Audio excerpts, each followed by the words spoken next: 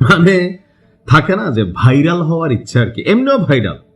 ওই জামাইয়ের বুড়া জামাই বিয়ে করে পয়সা টয়সা কামাইয়া ব্যবসা ট্যাবসা কইরা মাশাল্লাহ যথেষ্ট এস্টাবলিশ ছিল, এবং কি অনলাইনে ভালোই পয়সা টয়সা কামাচ্ছিলেন। তো জামাই মারা যাওয়ার পরে আমরা দেখলাম যে 3 মাসও হয় নাই আবার আরেক বিয়ে করলেন, মাশাল্লাহ ভালো কাজই করছেন, ওদিক থেকে তিনি ভাইরাল। কিন্তু নতুন কইরা ওনার ভাইরালের কুতকুতি উঠছে। ক্যারেক্টারটা অনেকের কাছে পরিচিত, তিনি হচ্ছেন যে রুবাইয়াত ফাতিমা তনি। তনিরে চিনেন না এমন কেউ নাই।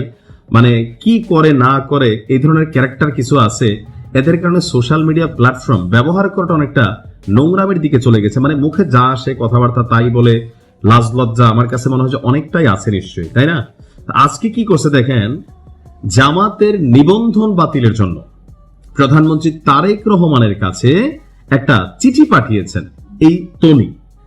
আজকে সচেতন নাগরিক সমাজ নামক একটা সংগঠনের পক্ষ থেকে এই নারী উদ্যোক্তা এবং ইনফ্লুয়েন্সার রুবাইয়াত ফাতিমা তনি, তিনি জামাত ইসলামের নিবন্ধন বাতিলের দাবি জানিয়ে প্রধানমন্ত্রীর কাছে চিঠি পাঠিয়েছেন। এক সংবাদ সম্মেলনে তিনি চিঠিটি পাঠ করেন। তো কি লিখছেন?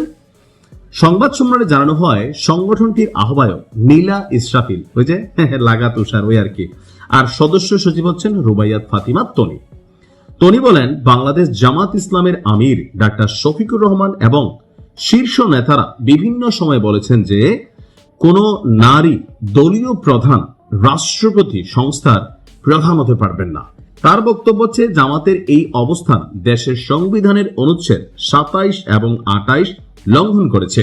আইন অনুযায়ী কোন রাজনৈতিক দল যদি লিঙ্গ সমতার বিরুদ্ধে অবস্থান নেয় তবে তার নিবন্ধন বাতিল যোগ্য। তো এই সচেতন নাগরিক সমাজের পক্ষ থেকে তনির দাবি হচ্ছে যে নারীর সম্মান তোমরা রাখছো। ভাবিয়ে কয় এক গুসার সিত্তিয়া হোক।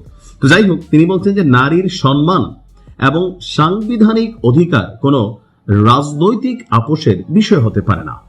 তারা দাবি করেছেন জামাতের নিবন্ধন বাতিল, ডাক্তার শফিকুর রহমানের বিরুদ্ধে প্রচলিত আইনে ব্যবস্থা গ্রহণ এবং নারীর প্রতি বিদ্বেষমূলক বক্তব্যের বিরুদ্ধে রাষ্ট্রকে কঠোর আইনগত পদক্ষেপ নিতে হবে। থাকে না যে তেলবাজি।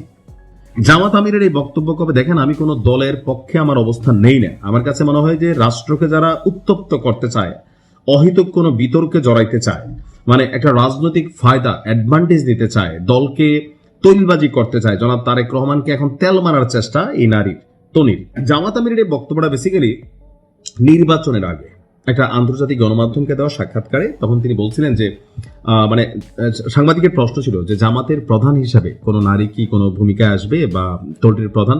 তো জামাত বলছিল যে না, তাদের দলীয় প্রধানের যে জায়গাটা সেই জায়গাটাতে আপনার নারী বা জামাত যদি ক্ষমতায় যায় তাহলে সেই ক্ষেত্রে প্রধানমন্ত্রী হিসেবে নারী পদ বা রাষ্ট্রপতি পদে নারী পদটা আসলে তারা এটা অ্যালাউড করবে না, এখানে তারা পুরুষ পদ চাইতেই পারে। দলটির নীতিগত ইস্যু বা এখানে আসলে ওই রকমের বড় কোনো ক্যারেক্টার নাই। কিন্তু এই বিষয়টা নিয়ে নির্বাচনের এতদিন পরে যখন জামাত ক্ষমতায় যাইতে পারে নাই, তখন ঝোঁক বুঝে কূপ মেরে হয়তো কোনো সুবিধা অথবা এই মুহূর্তে সোশ্যাল মিডিয়ায় ভাইরাল হওয়ার ইচ্ছা এই তনির। নিজে কিন্তু বিয়ে করছেন, ওই যে লন্ডন থাকে না জানি কই থাকে এক জামাই, সেখানে কিন্তু দিন টিন কাটান। এই দেশে দেখেন কি ঝাঁপায়া পড়তেছেন, মানে জামাতের নেতা কর্মীরা যাতে তারা গালাগালি করে, আবার বট বাহিনীর বিরুদ্ধে সে ব্যবস্থা চাচ্ছে। তো সবকিছু মিলিয়ে একটা হাস্যকর পরিস্থিতি ছাড়া আমার কাছে আর কিছুই মনে হয় নাই।